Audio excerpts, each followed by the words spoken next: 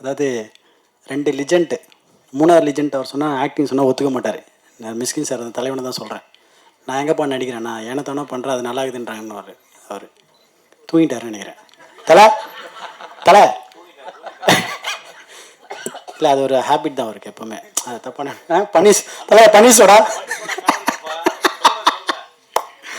இல்லை, ஒரு பெரிய கதை ஒன்று இருக்குது, அது வர பொறுமையாக வரேன். ஆக்சுவலாக வந்துட்டு எனக்கு நான் மட்டும்தான் வந்து இந்த படத்தில் எல்லாருக்கூடையும் காம்பினேஷனில் நடித்த ஒரு நடிகை. கரெக்டாக சார்? எல்லாரும் கூட எனக்கு மட்டும் தான் காம்பினேஷன். ஏன்னா எல்லோரும் நான் கலாய்க்கணும், அதுதான் எனக்கு அது ஜாலியாக இருந்தது படத்தில். அது வந்துட்டு 2 லிஜெண்ட்டு, ஜெயராம் சாரும் ஊர்வசி மேம்லாம் வந்துட்டு அவங்கள வந்துட்டு, ஏன்னா அவங்க எப்படி பர்ஃபார்ம் பண்ண உங்களுக்கு எல்லாரும் தெரியும். அவங்க கூட வந்து பர்ஃபார்ம் பண்ண எனக்கு கிஃப்ட்டு. எனக்கு அதுக்கு வந்துட்டு தலைவங்க தான், பாண்டியன் சார் தான் தேங்க்ஸ் சொல்லணும். பாண்டியன் சார் எப்படின்னா வந்துட்டு அவர் யோசிப்பார், நம்ம இவங்ககிட்ட மாட்டணுமா இல்லை இவன் நம்மக்கிட்ட மாட்டினானான்ட்டு. நான் வந்து கேரமில் நான் யோசிப்பேன், ஒருவேளை நான் அவர்கிட்ட மாட்டினா இல்லை அவர் நம்ம அவர் ஒரு யோசிப்பார், அவர் பக்கத்து கேரமில் உட்காந்து யோசிப்பார். ஏன்னா என்னென்னா காலையில் வந்து 7 மணிக்கு ஷார்ட் வைப்பார்.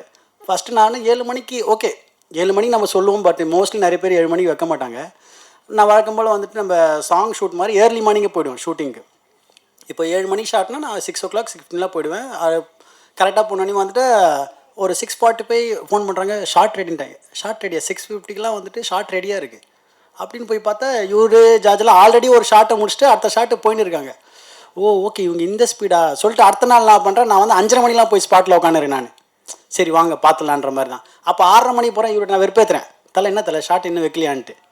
இந்த மாதிரி வந்து எங்களுக்குள்ள டைமிங்கில் வந்து காம்படிஷன் நடக்கும். நானாக இவர் நடுவில் வந்துட்டு அவர் என்ன வெறுப்பேற்றார், மாஸ்டர் இப்போது காஸ்டியூம் மாற்றணும், என்ன பண்ணி டைம் எடுத்துக்கிறேன். இல்லை சார் ஒரே நிமிஷம் சொல்லிட்டு பக்கத்துலேயே ரோட்லேயே வந்து டப்பு எல்லா ட்ரெஸ் அவுத்து போட்டு அங்கேயே மாட்டிட்டு அங்கே நிற்பேன், ரெடி வாங்கன்னு வேணும். இந்த மாதிரி எங்களுக்குள்ளே ஒரு அருமையான ஒரு காம்படிஷன் போயின்னு இருக்கும். அதனால் வந்துட்டு தலைவனோட ஸ்பீடை வந்து சொல்லவே இல்லை. ஜார்ஜ் ஒரு பக்கம் கேமரா தூக்கின்னு ஓடுவார், நான் ஒரு பக்கம் காஸ்டியூம் தூக்கின்னு ஓடுவேன். ஏன்னா எங்கே எப்போ வைப்பாருன்னு தெரியல ஷார்ட்டு. இந்த பக்கம் அப்படியே திருப்ப போல அப்படியே வைப்பார். இதனால் இருக்குது ஜார்ஜ் இது ஓகே வேண்டாரு, அவ்வளோதான் டப்புன்னு அங்கேயே எல்லாமே காஸ்டியூம் மாற்றிட்டு அங்கேயே பண்ணோம். ஒரு நாளைக்கு எப்படி இருந்தாலும் வந்து 130 ஷார்ட் எடுப்பீங்களே. எனக்கு தெரிஞ்சு வந்து படத்தை வந்து பாதி 400 ஷார்ட் எடுப்பாரான். ஏன்னா அவ்வளோ ஃபுட்டேஜ். அதுவும் நான் ஃபஸ்ட்டு ஓப்பன் பண்ணிட்டேன்னா அவருக்கு அல்வா மாதிரி கடக்கன்னு அவ்வளோ ஷார்ட் கொட்டும். அது வந்துட்டு எனக்கு ரொம்ப ஹாப்பியாக இருந்தது. அவ்வளோ ஸ்பீடாக எனக்கு ஒர்க் பண்ணது எனக்கு சாப்பிட கூட தோணாது எனக்கு. ஏன்னா அவ்வளோ ஃப்ரீடம் கொடுப்பார் அவர் எனக்கு. அது செம்ம ஜாலி. அதெல்லாம் வந்துட்டு மற்ற ஆர்டிஸ்ட்னா சஞ்சனா, அனந்திகா, பூர்ணிமா, அதுக்கப்புறம் நம்ம சென்ட்ராயன், இவங்கெல்லாம் வந்து எங்களோட கேங்கு. என்னோடய அம்மா நாங்கள் உட்காந்து போயிட்டாங்களா, அம்மா ஷூட்டிங் போயிட்டாங்கன்னு நினைக்கிறேன். அதுக்கப்புறமா தலைவன் மிஸ்கின் சார், தலைவன் தான் கூட. தலைவன் நாங்களாம் எப்பப்போ மீட் பண்ணோன்னா வந்துட்டு அவர் ஆஃபீஸ் போவோம். அவர் இசை கற்றுக்கிறார்ல, இருக்கு நைட் 2 மணிக்கு அவர் இசை கற்றுக்கிறார்ல, அந்த இசை பாடல் நாங்கள் கேட்குறதுக்காக நான் போவேன்.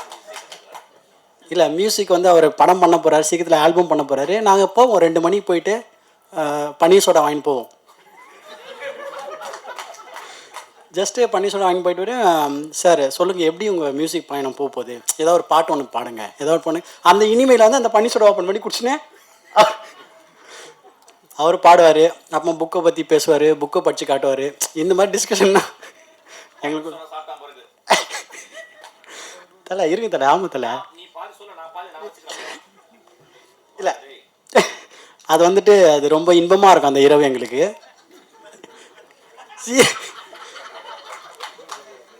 சீரியஸாக இன்பமாக இருக்கும்பா. அவ்வளோ கதையை பற்றி சொல்லுவார், படத்தை பற்றிலாம் சொல்ல ரொம்ப அற்புதமாக இருக்குது. எனக்கு அவ்வளோ க்ளோஸ் என் தலைவன்.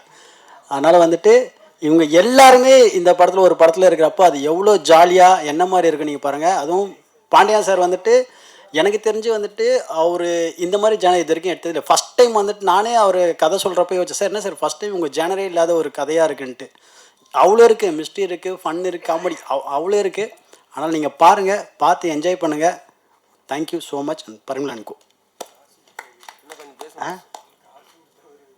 மெயின் காசு குத்துற வந்துட்டு பாருங்க. இல்லை அந்த பன்னீர் சோடானே டப்புன்னு போயிட்டேன் 2 மணிக்கு. 2 மணி ஷிஃப்ட்டுக்கு போயிட்டேன். அந்த ஹார்மோனி பெட்டி வாசிக்கிறது அந்த மூடுக்கு போயிட்டேன்.